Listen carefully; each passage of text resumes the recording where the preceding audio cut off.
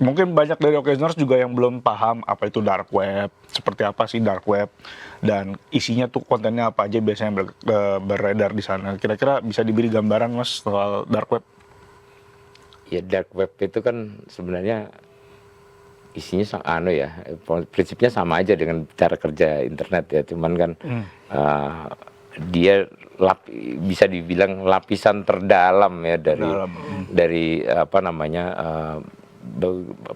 banyak jaringan internet. Kalau yang kita gunakan sehari-hari ini kan sebenarnya kan internet permukaan ya, surface internet gitu.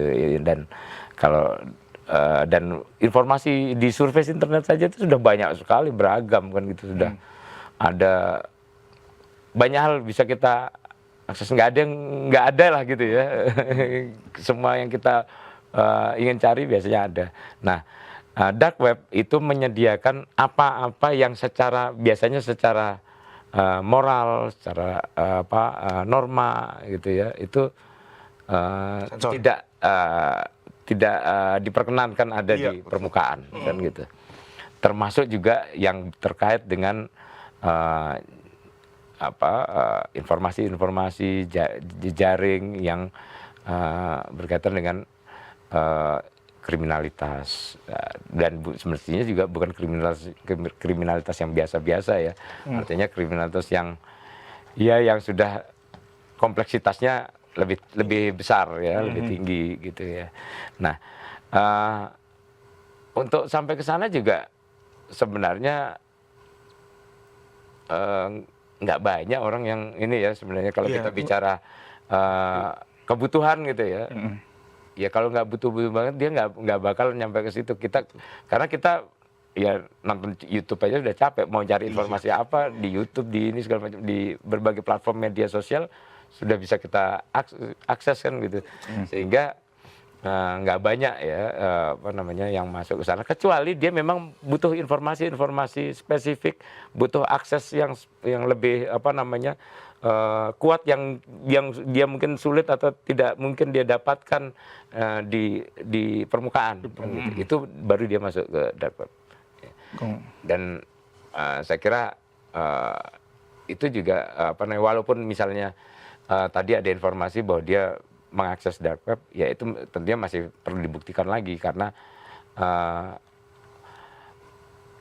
informasi di sana kan juga tidak gratis ya. Informasi yang ada di dark web itu sebagian besar berbayar, dan transaksinya kripto misalnya begitu ya. Artinya transaksi yang sulit terdeteksi gitu kan, sehingga untuk membuktikan klaim dark web, dia mengakses dark web ini, ya tentu ada bukti-bukti lain yang kita perlu pastikan juga terkait dengan bagaimana dia melakukan transaksi, bagaimana dia menggunakan apa dia aksesnya gitu kan. Ini kan harus jelas. Jadi supaya ini tidak sekedar klaim yang kemudian ini malah memperluas spekulasinya gitu. Tapi Bang, kalau dark web ini Bang, itu sebelumnya tuh Densus 88 tuh melakukan penelusuran ke media sosial pelaku ini Bang. Nah, dalam penelusuran itu, profiling itu ditemukan tuh Bang. Terduga pelaku ini sering mengakses dark web di situ kan. Bahkan Densus itu menyebut bahwa terduga pelaku ini terpapar. Nah, tapi kan kita lihat Bang, di dark web ini kan banyak Bang para pelaku kejahatan Bang. Sebelum melakukan kejahatan dia tuh mengakses dark web Bang. Baru dia melakukan aksi-aksi terorismenya Bang. Nah, gimana Bang tanggapannya Bang? Ya sebenarnya teknologi digital ya, termasuk tadi ya dark web, game online yang disebutkan tadi Pak Mensesnek. Ini kan ya memang bisa jadi ruang di mana pelaku menemukan inspirasi, menemukan instruksi-instruksi teknis atau manual petunjuk-petunjuk gitu ya. Itu bisa di situ. Tapi yang ingin kita tekankan sebenarnya adalah teknologi itu, termasuk dark web dan game online kan, itu hanya medium kan, bukan penyebab dari kenapa dia melakukan kekerasan, kenapa dia melakukan kejahatan, kenapa dia melakukan perbuatan melawan hukum kan itu. Nah, artinya saya ingin mengajak kita berhati-hati gitu ya, supaya tidak tergoda cepat-cepat menyalahkan game, cepat-cepat menyalahkan media sosial, atau bahkan internet ya sebagai akar atau sumber dari kekerasan. Soalnya kalau menurut saya sih yang lebih penting justru melihat kenapa para pelaku kekerasan itu kemudian sampai mencari pelarian ke sana. Itu yang kita harus. Kalau dia cuma butuh informasi yang biasa, dia cukup di permukaan aja. Permukaan ya. Ya kan? Nah, tapi kalau dia sampai ke sana kan berarti dia nggak dapat di permukaan. Kan gitu. Nah, ini yang kalau saya melihat kecenderungannya para pelaku atau pengakses dark web atau yang kemudian menjadi pelaku kekerasan ya gitu ya. Itu biasanya mengalami keterasingan sosial. Jadi kalau saya tadi dikatakan si anak ini ABH itu, anak yang berhadapan dengan hukum ini, katanya tadi orangnya tertutup, kurang bergaul, sering mengakses ya. Nah, saya melihat itu ketertutupan ini kan bukan tanpa alasan. Betul. Ya. Karena pada dasarnya manusia itu makhluk sosial. Ya, dia berkomunikasi, berinteraksi gitu kan. Kalau dia tertutup itu pasti ada alasannya. Saya lebih menduga bahwa ketertutupan itu adalah bentuk keterasingan sosial sebenarnya. Bukan dia tertutup memang sifatnya, karakternya tertutup. Nggak ada. Karakter manusia itu berinteraksi satu sama lain.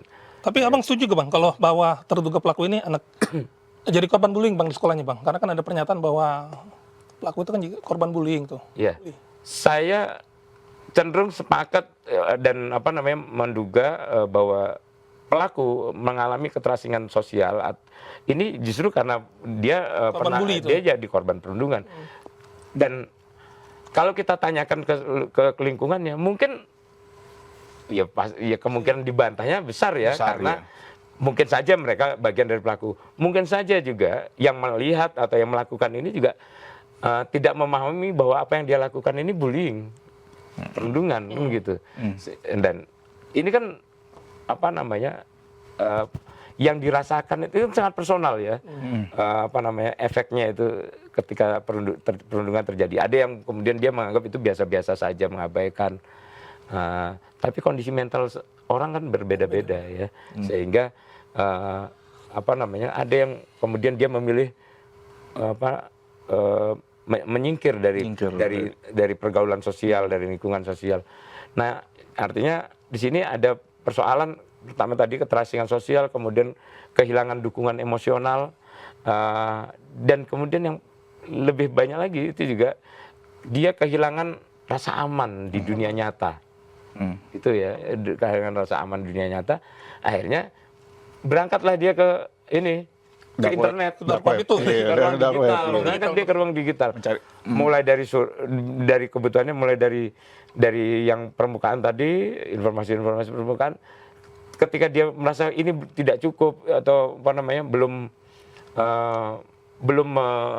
menjadi memuaskan hasrat informasi yang bisa digunakan, dimanfaatkan oleh si pelaku ini, ya dia akan cari terus sampai ke dark web ini, karena ya di permukaan pasti ada bridging gitu ya. Ada sensor juga. Ada bridging.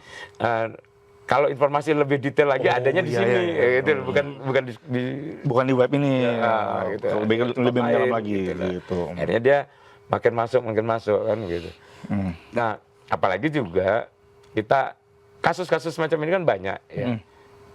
Ada banyak kasus di luar yang bisa menginspirasi atau yang kemudian menjadi